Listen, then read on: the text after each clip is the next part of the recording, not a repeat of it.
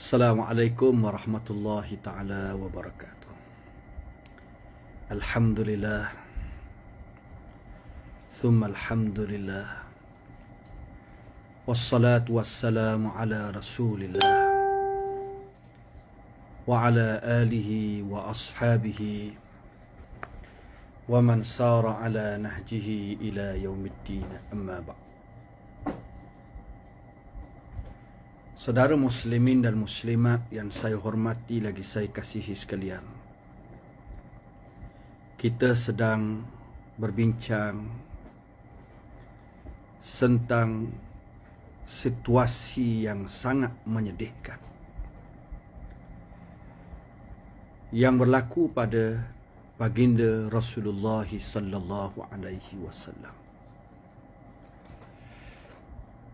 Semalam saya telah membaca dan berkongsi tulisan Dr. Salah Al-Khalidi bagaimana Abbas radhiyallahu ta'ala anhu mengisyaratkan kepada Sayyidina Ali karramallahu wajhah agar meminta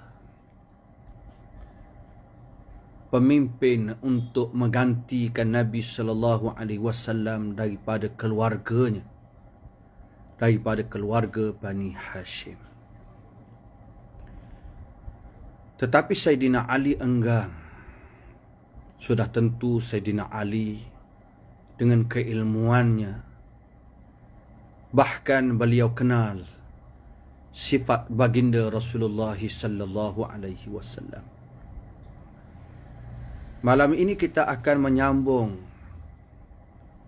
bagaimana bukti-bukti yang menunjukkan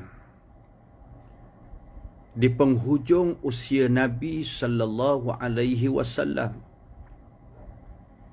memang Nabi nak menunjukkan pencalonan sebagai khalifah selepas Nabi sallallahu alaihi wasallam ialah Abu Bakar As-Siddiq radhiyallahu ta'ala anhu. Riwayat yang paling jelas apa yang disebut oleh Jubair bin Mut'im radhiyallahu ta'ala anhu, atat imra'atun ila Rasulillah sallallahu alaihi wasallam, datang seorang perempuan menemui Nabi sallallahu alaihi wasallam dalam keadaan Nabi sedang sakit. فَأَمَرَهَا أَنْ تَرْجِعَ إِلَيْهِ بَعْدَ ذَلِكَ. Nabi meminta wanita itu agar kembali semula menemui Nabi selepas ini. Perempuan itu terus berkata kepada Nabi, أَرَأَيْتَ إِنْ جِئْتُ وَلَمْ أَجِدْكَ وَهِيَ تَعْنِي الْمَوْتِ. Bagaimana dan apa pandanganmu jika aku datang lain kali dalam keadaan aku tidak lagi dapat menemui engkau, wahai Rasulullah sallallahu alaihi wasallam? Nabi berkata kepada perempuan ini, illam tajidini fa'ata Aba Bakrin. Jika kamu tidak dapat dan tidak sempat menemuiku selepas ini, maka kamu datanglah bertemu dengan Abu Bakar As-Siddiq radhiyallahu ta'ala anhu. Pada hari yang ke-8 daripada bulan Rabi'il Awal sebelum Nabi wafat, yakni 5 hari sebelum Nabi wafat, Nabi pun keluarlah daripada rumah Aisyah ke masjid untuk menunaikan sembahyang. Dan Nabi menyampaikan satu khutbah, satu ucapan yang mu'thirah, yang memberikan satu kesan yang sangat besar. Wa kanat hiya akhira khutbatin. Dia adalah khutbah yang paling akhir yang disampaikan oleh Nabi sallallahu alaihi wasallam kepada umat di zaman itu. Wa hadhihi al-khutbah kata pengarang ini, khutbah yang disampaikan oleh Nabi itu hiya iwadun wa balilun anil kitab alladhi kana yuridu an yaktubahu lil muslimin. An yaktabahu lil muslimin.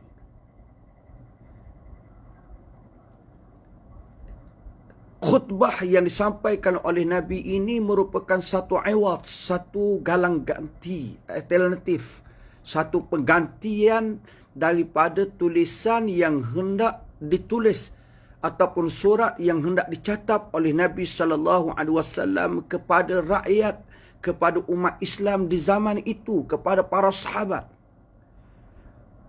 Dan di dalam surah itu Nabi nak meletakkan satu janji, ketetapan khilafah selepasnya akan dipegang oleh Abu Bakar As-Siddiq radhiyallahu taala anhu. Setengah di kalangan para sahabat telah meriwayatkan khutbah Nabi ini. Antaranya Abu Sa'id Al-Khudri radhiyallahu taala anhu, Abdullah bin Abbas, Ummu Salamah wa Aisyah radhiyallahu taala anhum. Sebagaimana yang diriwayatkan oleh Ubaidillah daripada Abdullah bin Utbah bin Mas'ud daripada Aisyah radhiyallahu taala anha berkata, Rasulullah sallallahu alaihi wasallam bersabda, Rasulullah telah berkata kepada isteri-isteri Nabi, Ariqu alayya al-ma' min 7 qira'. Ambil, tuangkan air ke atasku daripada 7 bekas. Satu bekas yang diletakkan air di zaman dahulu. Di zaman Nabi, kira kulit unta dibuat bekas, diletakkan air dalamnya. Rasulullah kata, ambil 7 bekas air. Allah, panasnya. Deman yang dirasakan oleh Nabi SAW sangat tinggi suhunya. Panas tubuh Nabi sehingga kata Rasulullah, tuangkan 7 bekas air ke atasku. Kemudian kata Nabi SAW, sehinggalah kamu selesai, aku mahu keluar dan aku mahu menyatakan satu ketetapan, khalifah menggantiku kepada orang ramai.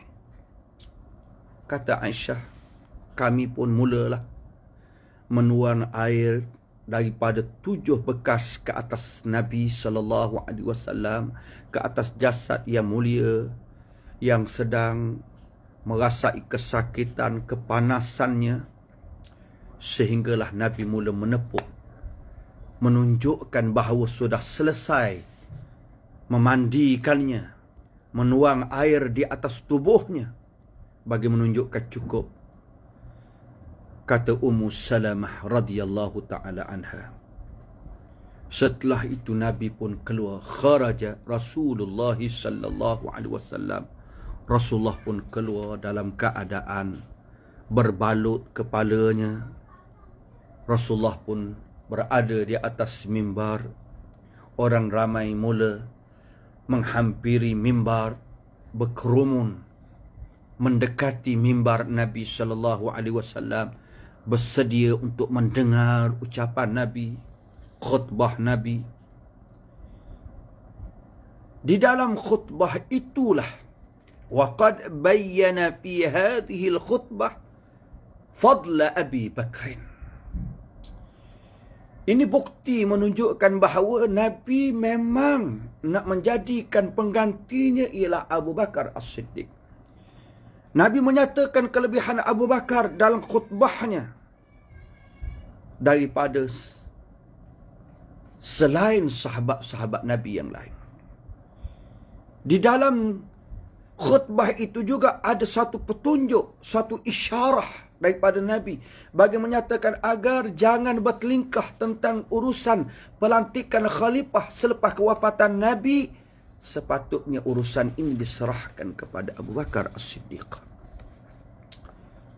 Qala Abu Sa'id Al-Khudri radhiyallahu ta'ala anhu, Nabi menyebut di dalam khutbahnya, Inna Allah khayyara 'abdan baina ad-dunya wa baina ma 'indah, fakhtara dhalika al-'abdu ma 'inda Allah. Sesungguhnya Allah Ta'ala telah memberi pilihan kepada seorang hamba antara dunia dengan apa yang ada di sisi Allah Subhanahu wa Ta'ala. Maka hamba itu telah memilih apa yang ada di sisi Allah Subhanahu wa Ta'ala. Rasulullah hanya menggunakan kalimah hamba itu. Fafahimaha Abu Bakrin, Abu Bakar yang geliga, yang hebat, yang cerdik, memahami khutbah Nabi SAW yang Rasulullah sampaikan di khalayak ramai. Fabaka, Abu Bakar menangis, tuan-tuan. Wa qala lirrasul, Abu Bakar berkata kepada Nabi SAW, bi abi anta wa ummi ya Rasulullah, nafdika bi abaina wa ummahatina wa anfusina wa amwalina. Wahai Rasulullah, demi ayahku dan ibuku, wahai Rasulullah, engkau, wahai Rasulullah, kami bersedia untuk menebus bagi mempertahankan dan menjagamu, wahai Rasulullah, dengan segala datuk nenek kami, nenek-nenek kami, diri kami dan harta kami, wahai Rasulullah. Kami akan jaga engkau, wahai Rasulullah. Kami bersedia menebus, menghabiskan segala-galanya, wahai Rasulullah. Kenapa? Kenapa Abu Bakar menyebut demikian? Kata Abu Sa'id Al-Khudri, kata Abu Sa'id Al-Khudri radhiyallahu ta'ala, fa'ajabna li baka'i Abi Bakr walakin kana Rasulullah sallallahu alaihi wasallam huwa al-mukhayyar wa kana Abu Bakr a'lamana bih. Kami merasa pelik terhadap sikap Abu Bakar As-Siddiq, tetapi adalah Rasulullah yang diberi pilihan, bukan dia. Yang diberi pilihan oleh Allah ialah Rasulullah sallallahu alaihi wasallam. Yang diisyaratkan dalam ucapan khutbah Nabi itu ialah Nabi, bukan Abu Bakar. Tapi kenapa Abu Bakar menangis? Dan adalah Abu Bakar orang yang paling alim di kalangan kami tentang ucapan itu, tentang diri Nabi sallallahu alaihi wasallam. Menunjukkan bahawa Abu Bakar faham. Abu Bakar faham. Ajar Rasulullah sallallahu alaihi wasallam sudah hampir. Rasulullah sudah hampir menemui Tuhannya dan merasai segala janji-janji Allah, syurga dan segala kenikmatannya. Apa yang disebut oleh Nabi di dalam khutbahnya tentang kelebihan Abu Bakar, apa dia? Apa dia? Dalam Nabi berkhutbah itu sudah menjadi tanda penunjuk hebat dan lebihnya Abu Bakar daripada sahabat-sahabat yang lain. Tiba-tiba di dalam ucapan Nabi SAW, di dalam khutbahnya, Nabi menyebut langsung kelebihan Abu Bakar. Inna amanna nasi alayya fi sahbatihi wa malihi Abu Bakr. Orang yang paling banyak menganugerahkan kelebihan persahabatannya dan hartanya kepadaku ialah Abu Bakar As-Siddiq. Walau kuntu muttakhidan ghaira rabbi khalilan lattakhadtu Aba Bakrin khalila. Kalaulah aku dibenarkan untuk mengambil teman selain daripada Tuhanku sebagai khalil, sebagai teman rapat, nescaya aku akan memilih Abu Bakar sebagai khalil, sebagai teman setiaku yang sangat aku rapat. Walakin, tetapi kesetiaan, kasih sayang yang paling tinggi mesti kepada Allah. Wa inna rabbi ittakhadhani khalila. Tuhanku telah memilihku sebagai temannya. Kama ittakhadha Ibrahim khalila. Sebagaimana Allah Ta'ala telah memilih Nabi Ibrahim sebagai khalil, sebagai teman Allah. Summa qal. Tiba-tiba Nabi menyebut di dalam khutbahnya. Ini yang pertama. Yang pertama, Nabi sebut kelebihan Abu Bakar As-Siddiq. Tidak disebut Khalil yang Nabi cadangkan untuk dia pilih, yang dia paling kasih, teman yang paling rapat. Sahabat lain tidak, Abu Bakar. Kemudian Nabi sebut, la yabqi babun fil masjid illa sudda. Tidak ada satu masjid pun di dalam, tidak ada satu pintu pun daripada masjid ini malaikat mesti ditutup. Illa bab Abi Bakrin, melainkan pintu Abu Bakar. Masjid Nabi ni ada pintu yang dilalui oleh sahabat-sahabat Nabi SAW yang dikenali dengan nama sahabat-sahabat Nabi. Tapi ada pintu khusus yang memang dilalui oleh Abu Bakar As-Siddiq. Kata Nabi, pintu itu jangan ditutup. Pintu lain tutup, pintu itu jangan ditutup. وَذَلِكَ لِأَنَّ بَعْضَ الصَّحَابَةِ جَعَلُوا لَهُمْ أَبْوَابًا تُوصِلُ إِلَى دَاخِلِ الْمَسْجِدِ. Kerana sebahagian di kalangan sahabat menjadikan pintu-pintu tertentu yang mereka lalui untuk masuk ke masjid. Yadkhuluna ilaihi minha, mereka masuk ke masjid dan menemui Nabi daripada pintu itu. Fa amara Rasulullah, tiba-tiba Nabi suruh tutup. Nabi suruh tutup semua pintu itu. Illa bab Abi Bakrin, malaikat satu pintu sahaja, pintu Abu Bakar As-Siddiq. Fa innahu amara bi ibqaihi maftuhan. Nabi suruh minta agar pintu itu dibiarkan terbuka. Allah wa qad i'tabara ulama hadha al-istisna.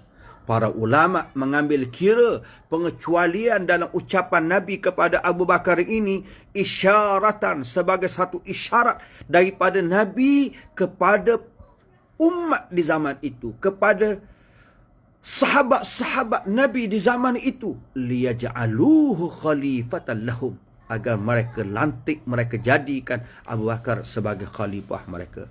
Wa ka'annal khilafah, seolah-olah pelantikan khilafah hiyal bab, merupakan pintu alladhi yakhruju minhu Abu Bakrin liyusalli bil muslimin, seperti satu pintu yang Abu Bakar akan keluar daripada pintu itu untuk bersembahyang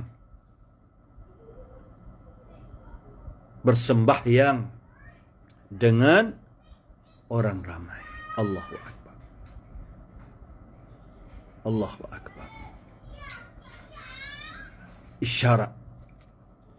Sehinggalah Nabi terus menyambungkan ucapannya, memberi nasihat kepada para sahabat Nabi di kalangan Ansar dengan kebaikan. Dan Nabi beristighfar dengan sahabat-sahabatnya yang mati syahid dalam perang Uhud. Dan Nabi melarang para sahabatnya dan kita semua menjadikan kubur-kubur itu masjid. Kata Nabi, inna qauman mimman kanu qablakum, sesungguhnya kaum yang ada sebelum kamu, ittakhadhu kubur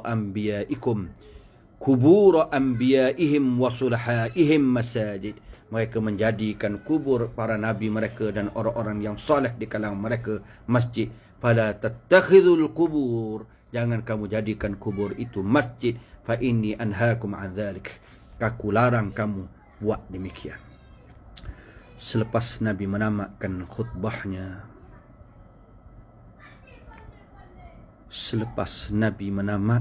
khutbahnya, Nabi pun kembali ke rumah Aisyah radhiyallahu taala anha. Fashtadda bihil waja', kesakitan Nabi bertambah. Wazada alaihi al-marad, kesakitan Nabi bertambah. Rasa pedih dengan kesakitan Nabi meningkat. Kesakitan itu pada hari Khamis. Mula Nabi tidak berupaya untuk bersembahyang dengan orang ramai. Bila Nabi tidak mampu menunaikan sembahyang bersama dengan orang ramai, Siapa yang Nabi pilih untuk mengimamkan orang ramai, untuk menjadi imam sembahyang orang ramai? Siapa dia? Siapa dia? Ubaidillah daripada Ubaidillah bin Abdullah bin Utbah bin Mas'ud bin Zum'ah bin Aswad radhiyallahu ta'ala anhu. Beliau berkata, lamma ishtaddal marad, tak kala kesakitan Nabi bertambah berat, wa ana indahu fi nafarin minal muslimin, aku berada di sisi sebahagian di kalangan orang ramai sahabat-sahabat Nabi. Da'a Bilal bin Abi Rabah radhiyallahu ta'ala anhu lis-salah. Tiba-tiba Bilal bin Abi Rabah azan untuk menunaikan sembahyang. Doa Bilal, azan. Nabi tidak mampu keluar untuk mengimamkan orang ramai. Allah. Nabi terus berkata, muru man yusalli bin nas, arahkan seseorang untuk menjadi imam sembahyang dengan orang ramai. Abdullah ibnu Zum'ah radhiyallahu ta'ala anhu berkata, aku pun keluar bila aku dengar arahan daripada Nabi SAW supaya pilih seseorang untuk jadi imam sembahyang kerana Nabi tidak mampu keluar. Fakharajtu, aku pun keluar. Tiba-tiba aku melihat Umar ma'annas pertama orang ramai sedang tunggu Nabi. Wa kana Abu Bakar ghaiban, Abu Bakar belum tiba, belum sampai. Fakultu, aku pun kata, kum ya Umar, fasalli bin nas, wahai Umar, bangun, engkaulah jadi imam sembahyang untuk orang ramai kali ini. Bangun, kau jadi imam. Nabi uzur, Nabi tidak mampu keluar pada hari ini. Sayyidina Umar pun bangun nak menunaikan sembahyang. Rasulullah dengar suara Sayyidina Umar yang mula menyebut agar orang ramai meluruskan saf. Nabi menunjukkan ketidaksenangannya, ketidakpuasannya. Faghadaba, Rasulullah marah. Wa qala, aina Abu Bakr? Mana Abu Bakar? Ya'ballahu dhalika wal muslimun. Allah Ta'ala tidak berkenan. Allah Ta'ala tidak bersetuju yang demikian itu dan orang ramai tidak bersetuju. Ya'ballahu dhalika wal muslimun. Allah Ta'ala dan orang ramai tidak bersetuju tentang ini. Sayyidina Umar, jangan Sayyidina Umar. Faba'athu ila Abi Bakrin. Orang ramai pun mula memanggil Abu Bakar As-Siddiq. Abu Bakar pun datang. Abu Bakar pun mula nak menunaikan sembahyang imam dengan orang ramai. Bila bersiap nak menjadi imam itu, Sayyidina Umar kata kepada Abdullah bin Abi Zum'ah radhiyallahu ta'ala anhuma, waihak, celaka engkau wahai Abdullah ibnu Zum'ah. Madza sana'ata ya bana Zum'ah? Apa yang kau buat ni, wahai Abdullah bin Zum'ah? Wahai Abdullah bin Zum'ah, apa yang kamu buat ni? Kamu buat apa ni, wahai Abdullah? Wahai Ibn Zum'ah, apa yang kamu buat? Wallahi ma zanantu hina amartani, demi Allah, aku tidak menyangka ketika engkau menyuruhku, melainkan Rasulullah yang menyuruhku aku menjadi imam. Aku sangka bila kamu suruh aku ingat Rasulullah suruh.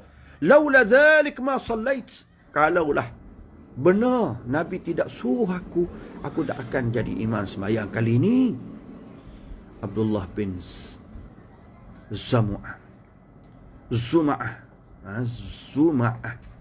Abdullah bin Zum'ah berkata, wallahi ma amarani Rasulullah sallallahu alaihi wasallam, demi Allah Rasulullah tidak pernah menyuruhku.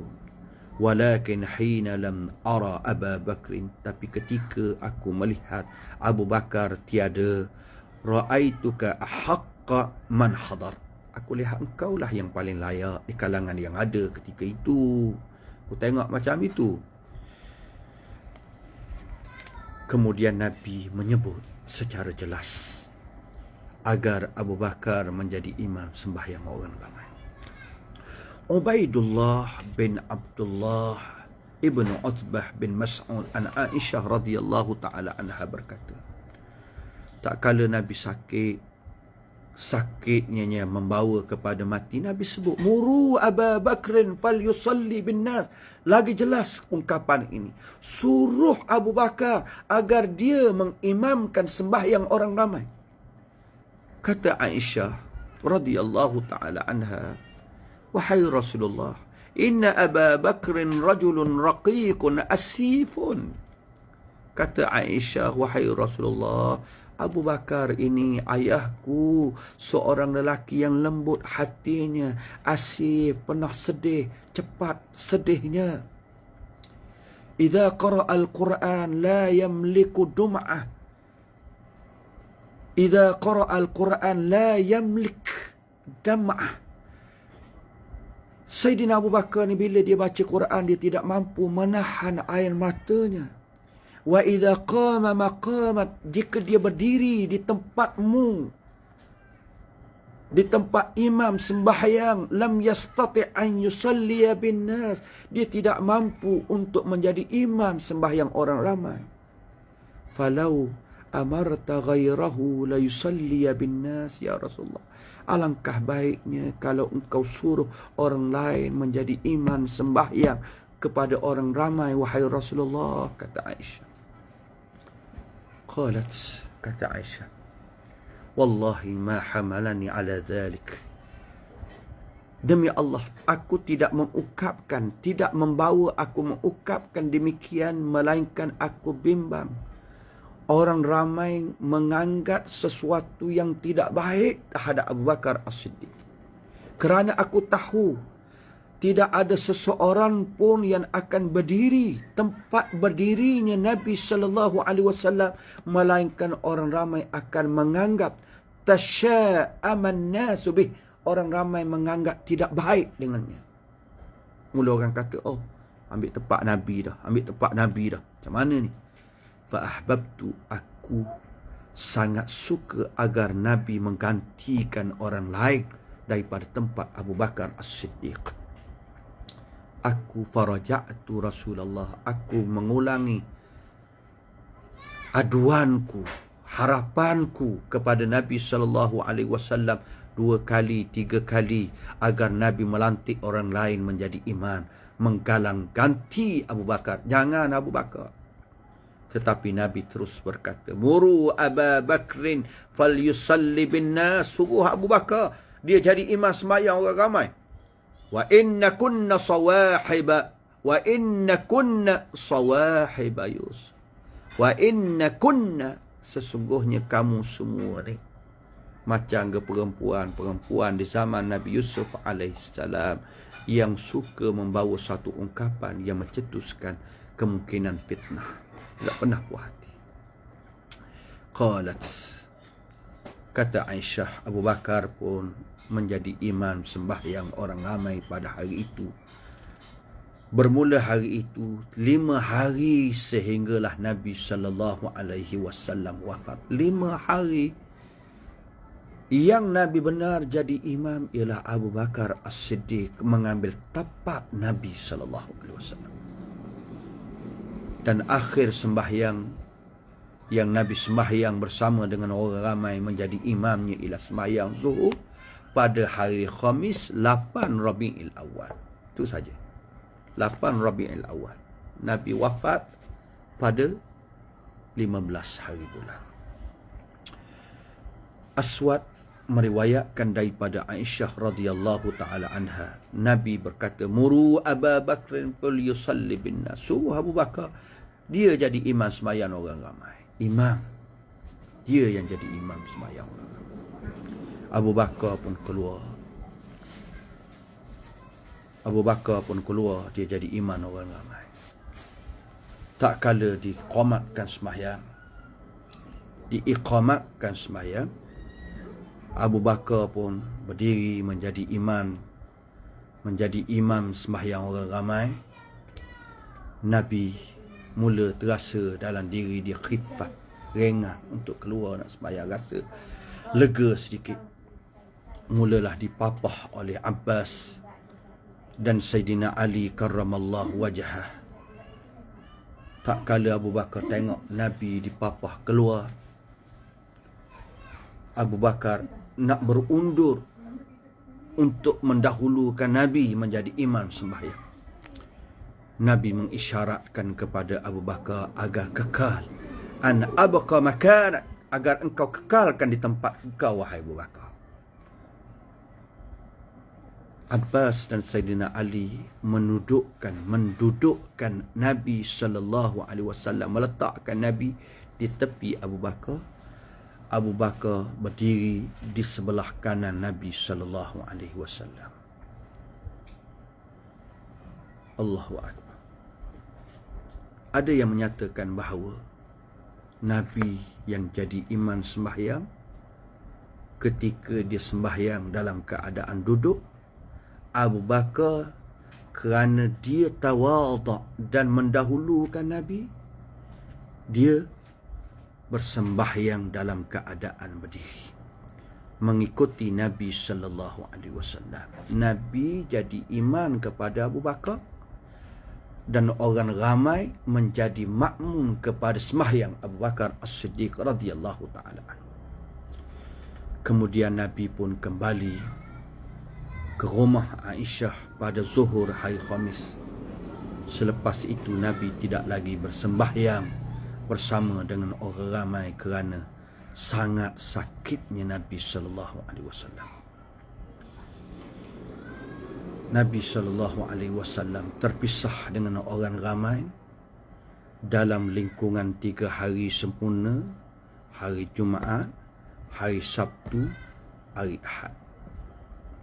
Hari Khamis Nabi keluar waktu zuhur. Nabi tidak lagi bertemu dengan orang ramai. Hari Jumaat, Sabtu, Ahad. Kerana Nabi tidak berupaya keluar menunaikan sembahyang bersama orang ramai.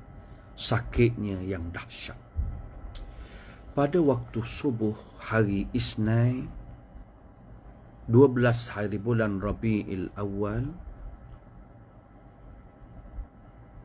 diiqamatkan sembahyang subuh. Abu Bakar seperti mana biasa mula mara ke hadapan untuk menjadi imam sembahyang kepada orang ramai. Nabi pun membuka tirai biliknya yang mulia, melihat orang ramai dalam keadaan Nabi tersenyum. Nabi tersenyum tengok sahabat-sahabatnya. Anas bin Malik radhiyallahu ta'ala anhu berkata, wa kana yaqum ala khidmati Rasulillah sallallahu alaihi wasallam. Anas ini seorang sahabat yang banyak berkhidmat dengan Nabi sallallahu alaihi wasallam. Nabi tidak keluar.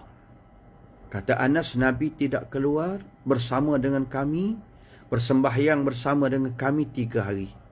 Dengan sebab sakitnya. Yang jadi imam Abu Bakar. Yang jadi imam Abu Bakar.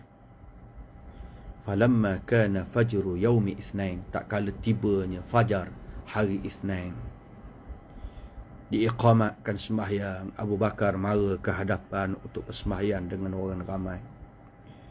Ketika itulah saf diluruskan.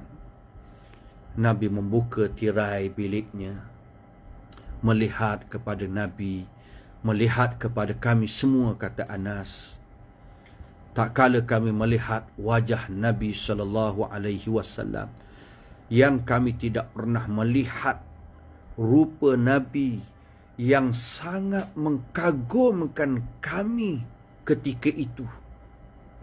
Allah, ma ra'ayna manzaran kana a'jaba ilaina min wajhihi. Kami tidak pernah melihat rupa yang paling mengajaibkan buat kami daripada wajah Nabi ketika itu. Ka'anna wajhahu waraqatu mashaf. Wajah Nabi seolah-olah lembaran mashaf. Nabi senyum, Nabi ketawa. Kami merasakan dengan senyuman kegembiraan melihat Nabi sallallahu alaihi wasallam. Abu Bakar mula bersembahyang bersama dengan sahabat-sahabatnya.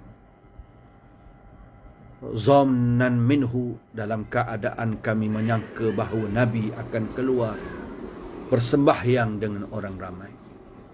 Nabi mengisyaratkan agar Sayyidina Abu Bakar dan sahabat-sahabat Nabi meneruskan sembahyang mereka.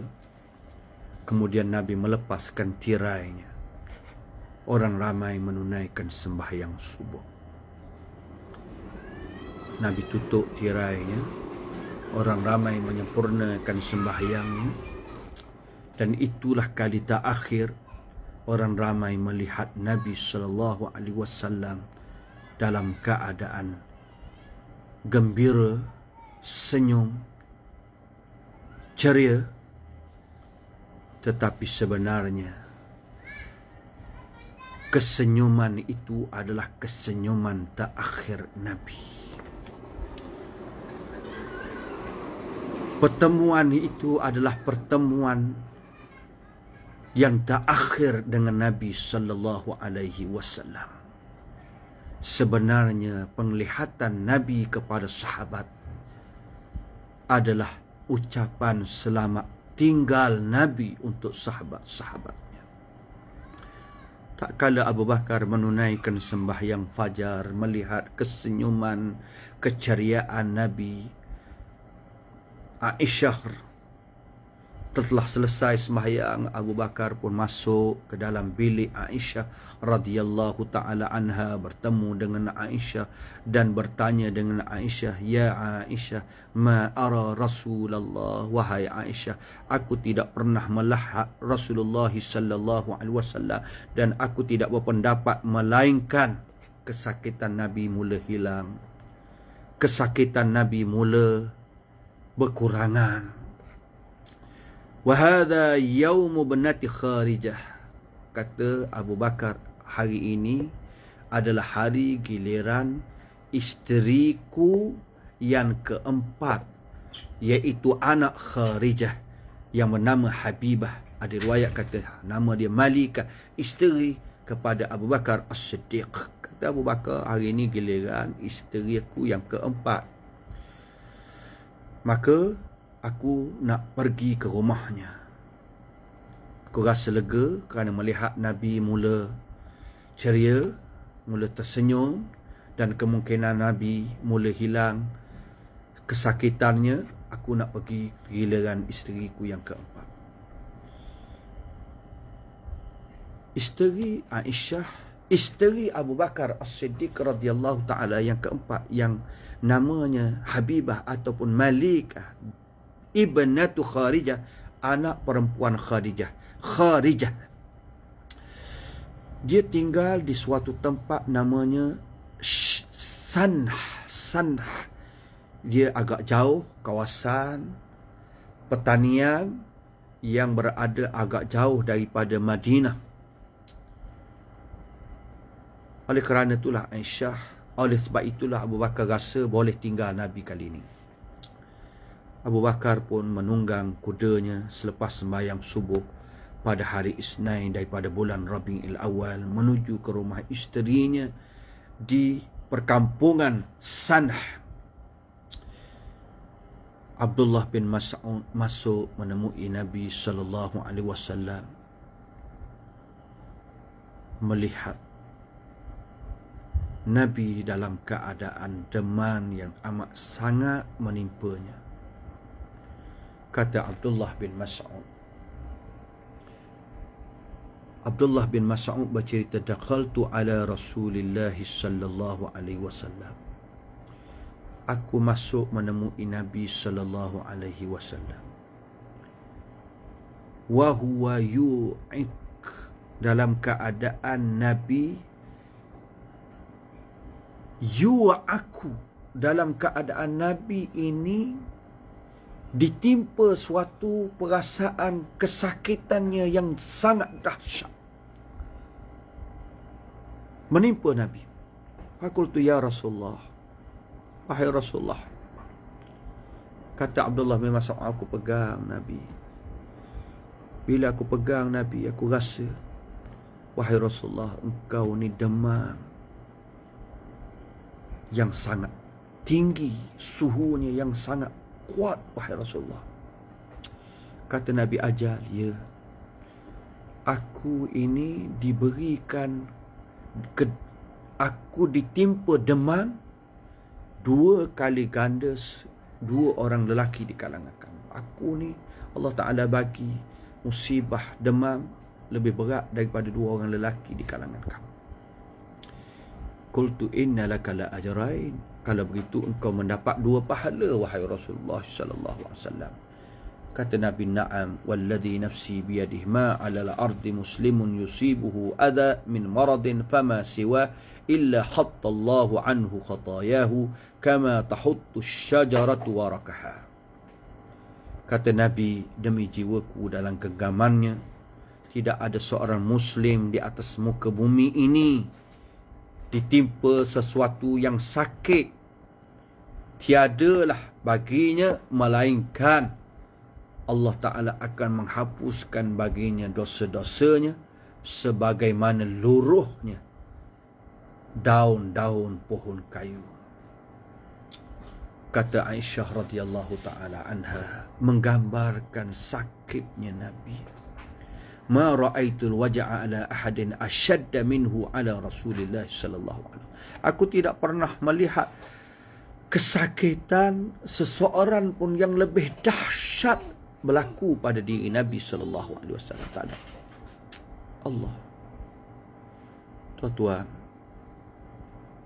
Nabi seorang insan yang dipilih oleh Allah. Nabi seorang insan yang tidak pernah melakukan dosa kepada Allah. Insan yang sangat patuh setia dengan Allah. Diuji dengan kesakitan yang sebegini rupa. Siapalah kita, tuan-tuan? Siapa kita? Sebab itu sepatutnya semua orang, dan tolong panjangkan kepada sesiapa sahaja, khususnya diri saya, siapalah kita di sisi Allah? Cuba kita fikir, cuba kita renung. Nabi sallallahu alaihi wasallam, kesakitannya yang dahsyat, yang berat. Ketika itu Usamah bin Zaid radhiyallahu ta'ala anhu sedang menghimpunkan tenteranya di Jurf. Tak kala Usamah mendengar Nabi bertambah berat sakitnya, bertambah dahsyat, Usamah pun pulang menemui Nabi sallallahu alaihi wasallam pada waktu subuh hari Isnin itu. Usamah berkata, lamma thaqula Rasulullah sallallahu alaihi wasallam habattu. Tak kala Nabi berat sakitnya, aku pun turun. Wahabatan nasu ma'i ilal Madinah. Aku terus berundur pulang ke Madinah bersama dengan tentera-tentera. Aku pun menemui Nabi sallallahu alaihi wasallam. Wa qad asmata fala yatakallamu min shiddatil marad. Waqad asmata, Nabi diam dan dia tidak bercakap sesuatu pun kerana sakit yang amat sangat. Nabi mula mengangkat 2 tangannya. Faja'ala Rasulullah sallallahu alaihi wasallam yarfa'u yadayhi ila as-sama', mengangkat 2 tangannya ke langit. Summa yada'uha ala wajhihi, kemudian letak pada mukanya. Fa'araftu annahu yad'u li. Kata Usamah, aku tahu bahawa Nabi sedang berdoa untukku. Allah lebih Usamah. Doa Nabi sallallahu alaihi wasallam kuatnya. Dan Nabi dalam kesakitan itu sempat lagi berdoa untuk orang lain. Sempat lagi berdoa untuk orang lain.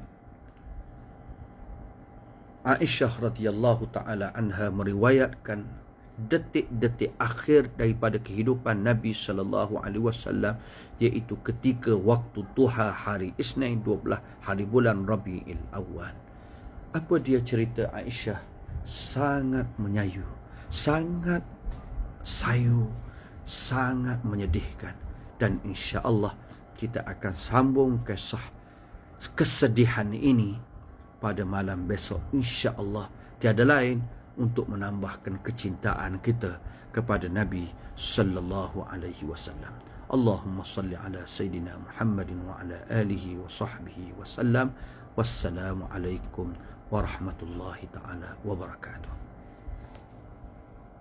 Terima kasih semua.